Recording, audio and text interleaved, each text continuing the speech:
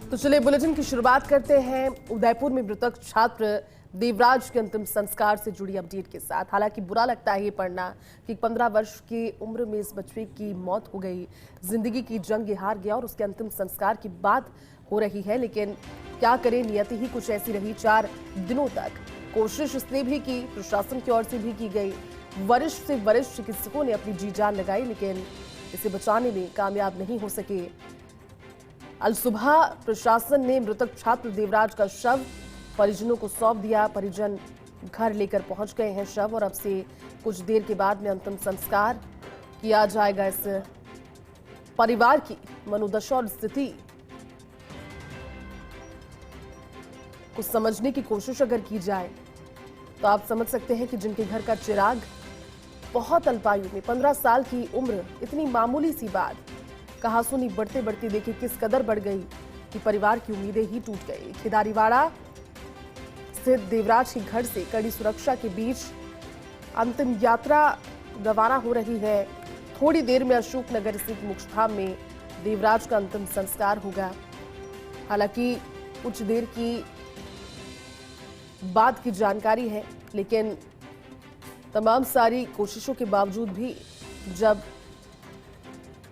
देवराज को बचाया नहीं जा सका तो मन में एक टीस भी है कि क्या और प्रयत्न किए जा सकते थे इस तरह की घटनाओं को रोकने के लिए। बहुत छोटी सी कहासुनी की बात, लेकिन टॉलरेंस लेवल आप देखिए कितना ज्यादा दिनों दिन कम होता जा रहा है, और मामूली सी बातें बढ़ते बढ़ते परिवारों के लिए कितना बड़ा दुख और कितना बड़ा नासूर बन गई है। रवि हमारे सहयोगी हमारे साथ लगातार जानकारी साझा कर रहे हैं, जुड़े हुए हैं। रवि, इतनी मामूली सी बात थी लेकिन नासूर इतना बड़ा बन गया कि परिवार अब इसे कभी नहीं भुला पाएगा। हालांकि इस घटना के सामने आने के बाद रवि, कई तरह की कोशिशें भी की गई, कई इनिशिएटिव भी किए गए। स्कूल बैग्स में धारदार चीजें, मसलन भले वो कैंची हो, सिजर हो या फिर कोई और तरह की नुकीली वस्तु से प्रतिबंधित किया गया है रवि। लेकिन ये कोशिशें जज कौन करेगा, इससे एग्जामाइन कौन करेगा? क्योंकि बातें कागजों पर उतरती है लेकिन धरातल पर उतरने पर बाद ही उसका फर्क और असर नजर आएगा रवि। बिल्कुल जयती, देखिए ये जो पूरा घटनाक्रम हुआ, इसके बाद जो हालात बदले, तमाम तरह की कोशिशें देवराज को बचाने के लिए भी हुई और उन्हें हर संभव अच्छा इलाज मुहैया हो, इस बात को राज्य सरकार ने भी सुनिश्चित किया जी कि किस तरीके से डॉक्टर्स की टीम जयपुर से भेजी गई, कोटा से डॉक्टर बुलाए गए, और उदयपुर भी अपने बेहतरीन इलाज के लिए जाना जाता है। आर.एन.टी मेडिकल कॉलेज के जो तमाम चिकित्सक थे वो उनके इलाज में जुटे हुए थे। लेकिन जो जख्म था वो इतना गंभीर था और इतना गहरा था कि पूरी बॉडी का जो ओवरऑल जो वर्किंग है उसको उसने प्रभावित किया। और दूसरी तरफ देवराज का ब्लड प्रेशर जो है वो नॉर्मलाइज नहीं हो पा रहा था, वो स्टेबल नहीं हो रहा था, लगातार ब्लड प्रेशर डाउन हो रहा था, और इसी की वजह से और जो ऑर्गन्स हैं उनका फेलियर हुआ, और उसके बाद में किडनी जो है वो काम करना बंद कर दिया। तो ये जो चीजें थी, ये मेडिकल टर्मिनोलॉजी में अगर इसको समझें तो काफी क्रिटिकल पोजीशन जो है वो देवराज की थी। और जैसा डॉक्टर्स ने बताया कि बेहतर इलाज के लिए कहीं और भी ले जाने के लिए सरकार तैयार थी, लेकिन पोजीशन इस तरह की थी कि एयरलिफ्ट नहीं किया जा सकता, क्योंकि देवराज जो है उसको लाइफ सपोर्ट सिस्टम पर रखा हुआ था, वेंटिलेटर पर रखा हुआ था। तो ऐसे में एयरलिफ्ट करने की भी पोजीशन नहीं थी। तो कुल मिलाकर जो मेडिकल सेक्टर में जो उपलब्ध सुविधाएं हैं उनके आधार पर बेहतरीन इलाज की कोशिश की गई, लेकिन वो इलाज जो है वो भी देवराज की जान को नहीं सेव कर पाया, नहीं बचा पाया। और जो स्थितियां हैं वो जाहिर सी बात है कि अब तमाम तरह के आदेश, तमाम तरह की चीजें होंगी, लेकिन सबसे बड़ा सवाल जो है, ये पूरा घटनाक्रम जो है जैसी ये निंदनीय है बिल्कुल और मंथनीय है, लेकिन उससे ज्यादा चिंतनीय भी है। बिल्कुल कि क्या हमें इस बात पर चिंता करनी चाहिए कि हर बार जब कोई घटना होगी उसके बाद ही हम सजग होंगे, क्या उससे पहले सजगता नहीं की जा सकती? ये तमाम चीजें जो है वो चिंतन का विषय है। और इस पर हर किसी को, हर जिम्मेदार, चाहे वो जिम्मेदार एजेंसीज हो, सरकारी महकमे हो या फिर आम आदमी हो, हर किसी को जो भी गंभीर चीजें इस पूरे घटनाक्रम में सामने आई है पिछले 4 दिनों में, उन सबको लेकर चिंतन और मंथन करना चाहिए। इस बात पर सोचना चाहिए कि किस तरह के हालात हो रहे हैं और क्या इस तरह के हालात जब पैदा होंगे तभी किसी तरह का एक्शन किया जाएगा। तो ये चीजें बेहद जरूरी हैं। आदेश तमाम तरह के निकलेंगे, लेकिन उनका एग्जीक्यूशन कितना होता है, वो धरातल पर कितने आते हैं, ये एक बेहद गंभीर सवाल हो जाता है। और अमूमन ऐसा देखा गया है कि घटना के बाद जब शांति कायम हो जाती है, उसके बाद इस तरह के जो आदेश और जो जरूरी प्रोटोकॉल्स जो है वो फॉलो नहीं होते और स्थिति वहीं की वहीं जिस जगह खड़े थे वहीं पर जो व्यवस्थाएं हैं वो फिर आ खड़ी होती है। जी बिल्कुल ठीक कहा रवि आपने, क्योंकि बातें सुनने में तो बहुत छोटी लगती है जब शुरुआती दौर में अपनी होती है, कहासुनी की बात हो जाए या फिर टॉलरेंस लेवल कम होने की बात हो जाए, लेकिन ये चीज़ें बढ़ते बढ़ते इस कदर अब इस सदी में बढ़ गई है कि बहुत छोटी बातें परिवारों के लिए जख्म बन जाती है। रवि, जानकारी है कि जो अंतिम संस्कार है वो अब से कुछ ही देर के बाद होगा, लेकिन शव को घर से ले जाया जा रहा है, अभी अंतिम यात्रा रवाना हो चुकी है। रवि, बिल्कुल, देखिए आज बहुत जल्दी ही जो शव है उसको परिवारजनों को सुपुर्द कर दिया गया था जी। और उसके बाद जो समय है वो 7 बजे का तय। वैसे में कोशिश यही है कि तय समय पर ही अंतिम संस्कार की प्रक्रिया हो जाए और शव जो है वो अब मुख्य रथ में रख के और वहां से अंतिम संस्कार के लिए अशोकनगर स्थित जो मोक्ष धाम है वहां अंतिम संस्कार होगा और काफी बड़ी संख्या में लोग जो है वो यहाँ इस अंतिम संस्कार में जुटेंगे। काफी संख्या में लोग जो है ऑलरेडी वहाँ जो अशोकनगर स्थित शमशान घाट है वहाँ पहुंच भी चुके हैं। तो ये जो पूरा जो रास्ता है यहाँ से भी बीच बीच में से भी लोग जो है वो इस यात्रा में जुड़ते हुए जाएंगे। तो कुल मिलाकर कोशिश लेकिन फिर भी यही होगी कि किसी तरीके से पुलिस ने, प्रशासन ने यही व्यवस्थाएं की है कि किसी तरीके से माहौल जो है वो डिस्टर्ब ना हो, किसी तरीके के माहौल में कोई ऐसा कोई उपद्रवी तत्व जो है कोई ऐसी स्थिति पैदा ना करे। इन चीजों को लेकर फिलहाल प्रशासन जो है वो काफी सख्ती जो है। बिल्कुल रवि, और ये आज के दिन की सबसे दुखद तस्वीर है अपने आप में। मात्र 15 साल की आयु के एक बच्चे की इस तरह की तस्वीरें देखना यकीनन ये दिल तोड़ने वाली तस्वीर है रवि। हम लगातार बहुत ज़्यादा कुछ पूछ पाने की और बहुत ज़्यादा समझ पाने की स्थिति में अभी नहीं है, क्योंकि ये तस्वीरें ये दिल तोड़ रही है रवि। इस बच्चे की शव यात्रा निकल रही है। बिल्कुल जयती, देखिए ये जो शव यात्रा है ये दांतेवाड़ा से निकली है और कुछ 2 से 2.5 किलोमीटर का सफर तय करके और ये अशोकनगर शमशान पहुंचेगी। लेकिन ये जो दृश्य है ये बेहद एक तरीके से मैं कहूँ आपको कि ये जो दृश्य है ये ऐसे दृश्य कोई अपनी जिंदगी में नहीं देखना चाहता। बिल्कुल कभी नहीं। जब किसी के परिवार का एक ऐसा चेहरा, एक ऐसा सदस्य, एक ऐसा खिलखिलाता चेहरा, और देखिए देवराज के बारे में जितना भी जानकारियां जो हैं उनके स्कूल प्रबंधन से कल हमारी बात हुई थी और वो सब मानते हैं इस बात को कि देवराज जो है बेहद ही प्रतिभाशाली था। उसकी प्रतिभा जो है वो उसके व्यवहार में, उसके जो शिक्षक हैं उनके साथ उसकी बातचीत में झलकती थी और काफी होनहार था। और ये जो पूरा विवाद है ये भी जो है कॉपी लेने देने के मसले पर जो है वो इतना उपशम, जिसके बाद ये स्थिति बनी। तो ये सब जो चीजें हैं, ये सब जो मसले हैं, अब सिर्फ यादों में ही है। और हर कोई जो है इस दौरान जो लोग जो शामिल हो रहे हैं, इस जो मुख्य इसकी जो अंतिम यात्रा है उसमें जो लोग शामिल हो रहे हैं, वो सभी लोग जो है वो भी इस वजह से कि परिवार जो है वो एक तरीके से टूट चुका है, तो उसको एक दिलासा दी जाए, उसको एक सहारा मिल सके। और इसी भाव को लेकर जो लोग हैं वो यहाँ पर धीरे धीरे, क्योंकि बहुत अल सुबह का समय था, लेकिन मैं आपको बताऊं कि कल देर रात को भी ये बात थी कि चाहे सूर्यास्त के पहले सुबह कभी भी हो, तो बड़ी संख्या में लोग जो है वहां पर मौजूद थे।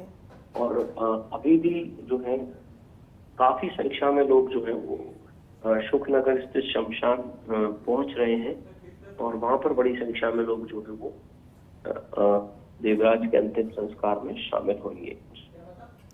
बिल्कुल रवि, क्योंकि बहुत बड़ी तादाद में लोग नजर आ भी रहे हैं, और ये परिवार के लिए देखिए अभी तो इस तस्वीर को देख पाना भी बहुत धुंधला होगा कि कौन उनके साथ खड़ा है, कौन उनके साथ नहीं है। लेकिन बाद में जब भगवान उन्हें शक्ति देगा इस किस्म की कि वो थोड़े समझ पाने की शक्ति में होंगे, तब अगर वो ये तस्वीर देखेंगे तो उन्हें लगेगा कि नहीं, हमारे साथ ईश्वर ने अन्याय तो किया, लेकिन ईश्वर का न्याय कहीं ना कहीं लोगों की उम्मीदों के साथ भी नजर आ रहा है। रवि, अगर कानूनी प्रगति की बात करें हम इस पूरे मामले में, तो फिर कानूनी क्या प्रक्रिया अब रहेगी इसमें आगे? किस तरह से परिवार अब न्याय की, क्योंकि उम्मीद भी कर रहा है, पहले ये घायल था, उम्मीदें तब भी थी, लेकिन अब इसकी मौत हो गई है, तो उम्मीदें और बढ़ी है रवि परिवार के न्याय की भी।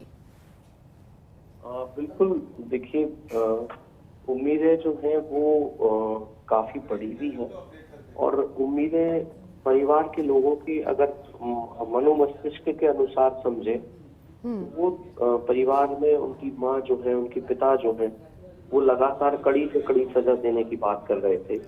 लेकिन चूंकि जयती जो मारने वाला जो लड़का है, जो जिस छात्र ने इस दर्दनाक घटनाक्रम को अंजाम दिया, जिस छात्र की इस एक छोटी सी घटना ने पूरे उदयपुर को ही नहीं, पूरे प्रदेश को एक तरीके से कहीं तो जलने के लिए आगे बढ़ा दिया जी। वो छात्र नाबालिग है, तो ऐसे में जुवेनाइल जस्टिस के तहत, जुवेनाइल एक्ट के तहत जो प्रावधान है जी, उनके अनुरूप ही उसे सजा जो है वो दी जाएगी, और वो कोर्ट सुनिश्चित करेगा कि क्या सजा, किस तरीके से सजा मिलेगी। लेकिन उसके परिवार जो है, उसका जो परिवार है, चूंकि परिवार की भी बड़ी जिम्मेदारी थी अपने बच्चे को समझाने की, उसको इन सब घटनाओं में लिप्तता नहीं हो उसकी, इन तमाम चीजों को लेकर जो परिवार की जो जवाबदेही थी वो कितनी है, इस बात को लेकर पुलिस जांच कर रही है। उस लड़के के जो पिता हैं वो पुलिस की कस्टडी में है जी, उनसे जांच की गई है। और देखिए जैसी तमाम जो बातें हैं, अभी हम थोड़ी देर पहले जो चर्चा कर रहे थे कि सभी जरूरी आदेश जो है वो इस घटना के बाद जारी होते हैं, हर बार ऐसा देखा जाता है जी। ये जो छात्र था जिसने इस पूरे घटनाक्रम को अंजाम दिया, हाँ। उस छात्र ने वो एक मेले से, एक उर्स के मेले से जो ये चाकू है जो इस घटनाक्रम में उसने इस्तेमाल किया जी, उसे उसके मेले से लेकर आया था।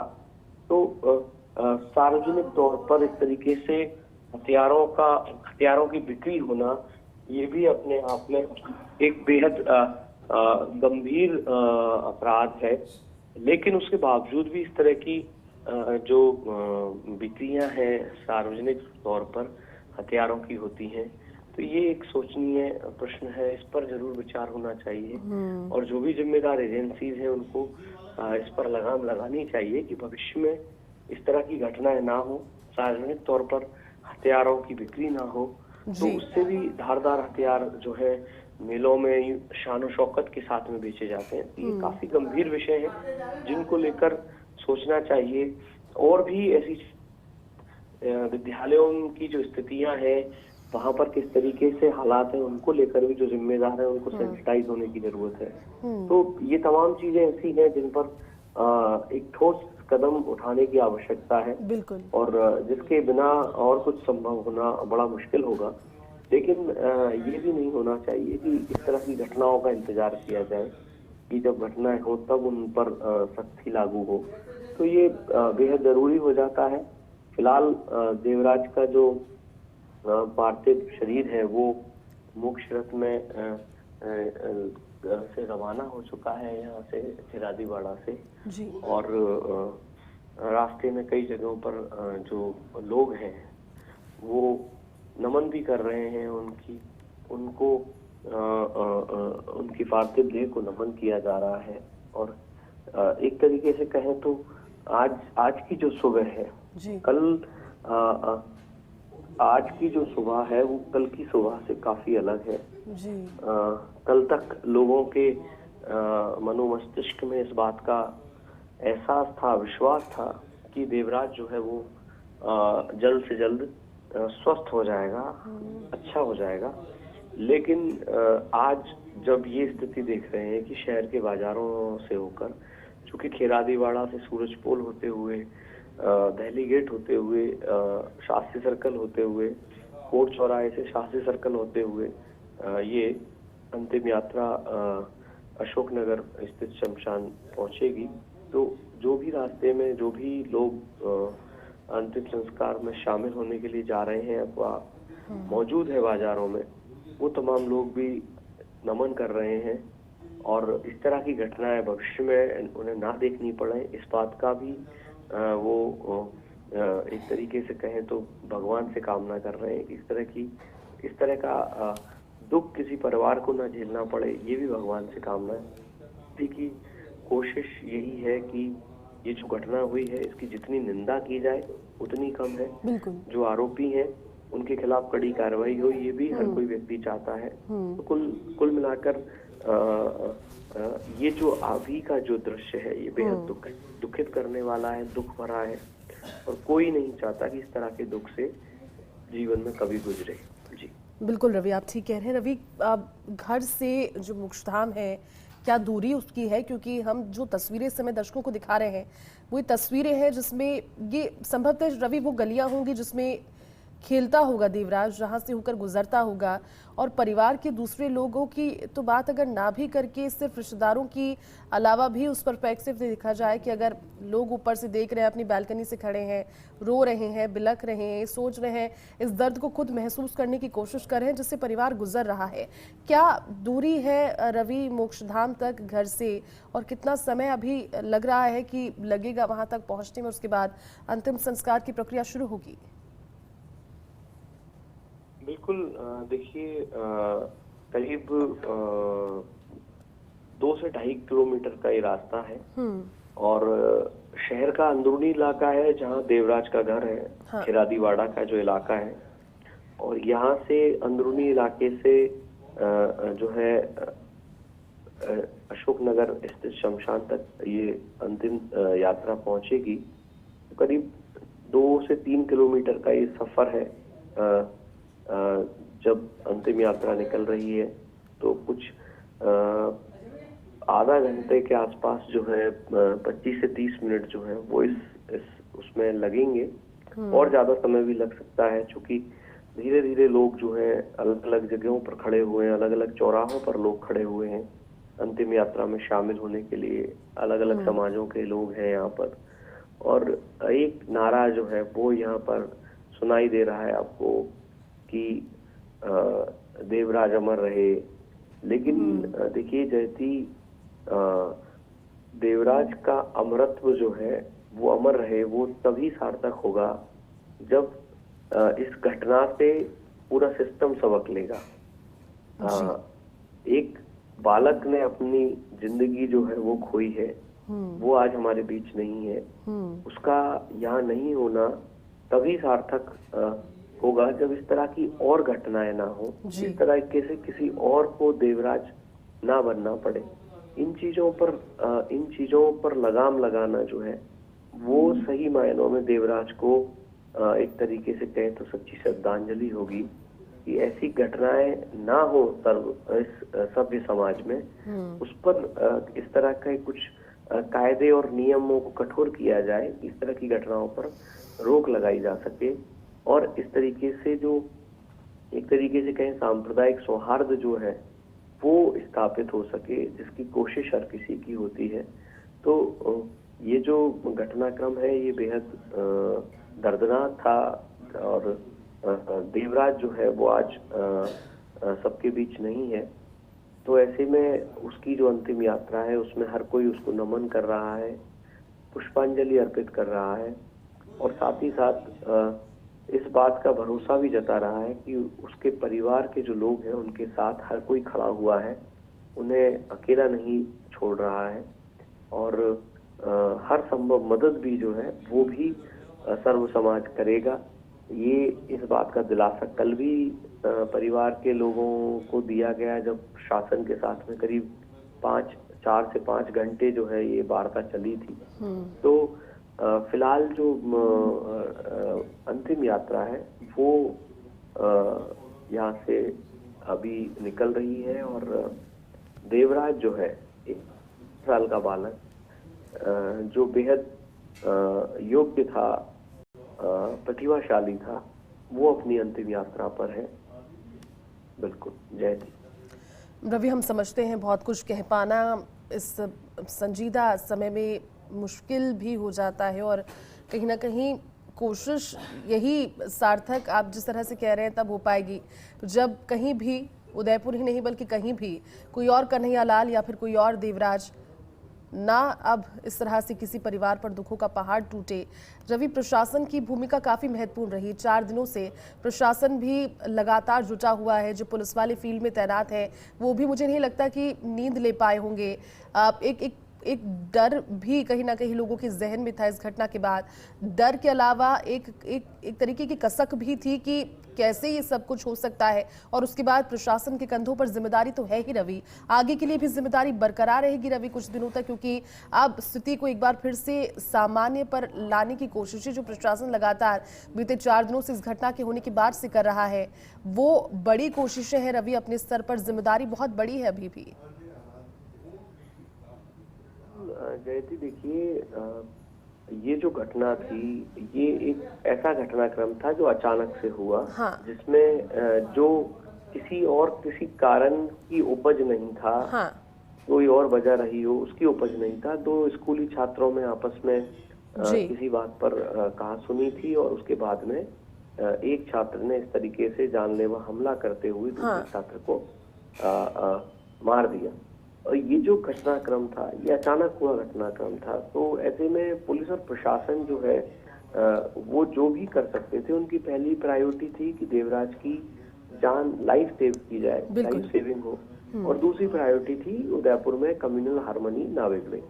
दोनों ही एंड पर प्रशासन ने भरसक कोशिश की, अच्छा इलाज भी मुहैया कराया और पूरे शहर भर में जाब्ता भी अतिरिक्त लगाते हुए। और देखिए जयती, एक बात और भी मैं कहूँगा कि कोई भी अधिकारी जो है, जो प्रशासन के हो, पुलिस के हो और जो जिम्मेदार अधिकारी हैं, अमूमन कोई अधिकारी नहीं चाहता कि इस तरीके की सिचुएशन उसके कार्यक्षेत्र में कभी भी पैदा हो।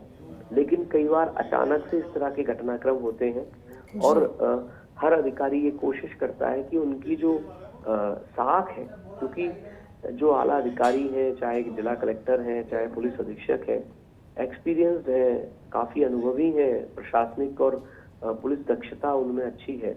लेकिन इस तरह की जब घटनाएं होती हैं तो कड़ी परीक्षा से उन्हें भी गुजरना पड़ता है और इसी कड़ी परीक्षा से उदयपुर का पुलिस और प्रशासन भी गुजरा।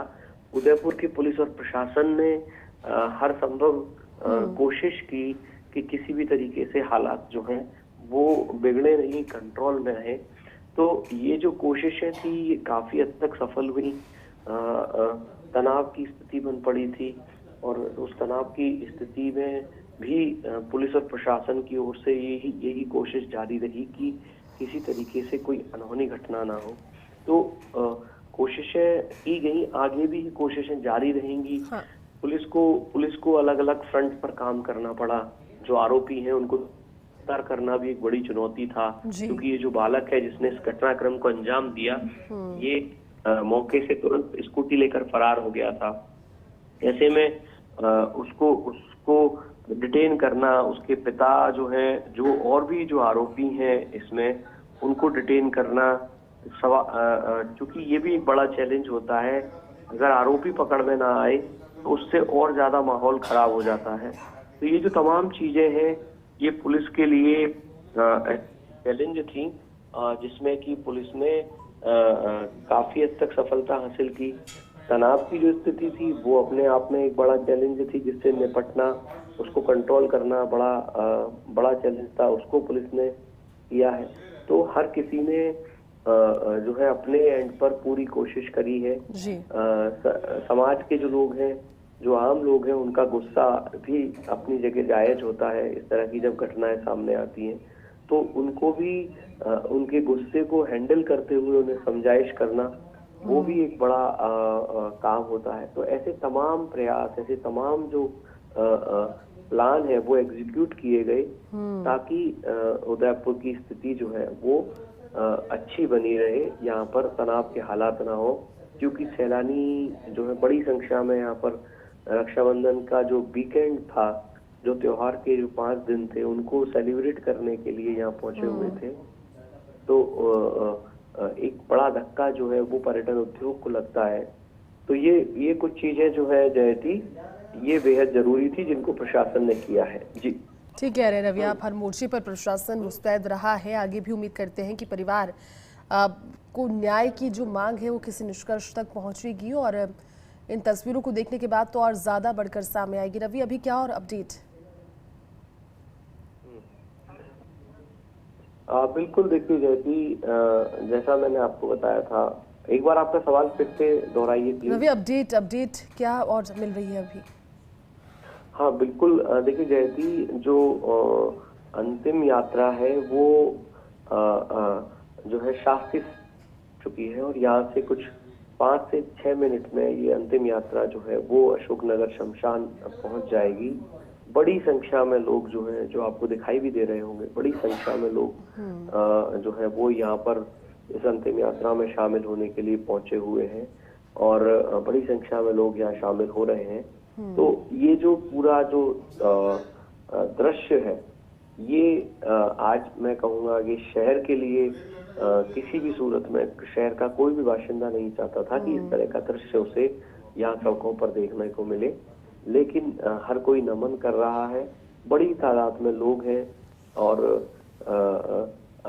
देवराज के जिंदा रहने, माफ कीजिएगा, देवराज के अमर रहने के ऐसे कई सारे नारे जो हैं वो यहाँ पर लोग लगा रहे हैं। तो कुल मिलाकर जो आज की जो स्थिति है वो काफी दर्द देने वाली है, और हर कोई इस दृश्य को देखकर जो है परेशान है। उसके चेहरों पर जो हाव भाव है उनसे पता चल रहा है कि इस दृश्य को कोई नहीं देखना चाह रहा था, जो आज उन्हें देखना पड़ रहा है। रवि, आप नजर बनाए रखिए, अपडेट आपसे लेंगे। बहुत कठिन ये तस्वीरें एक्सप्लेन कर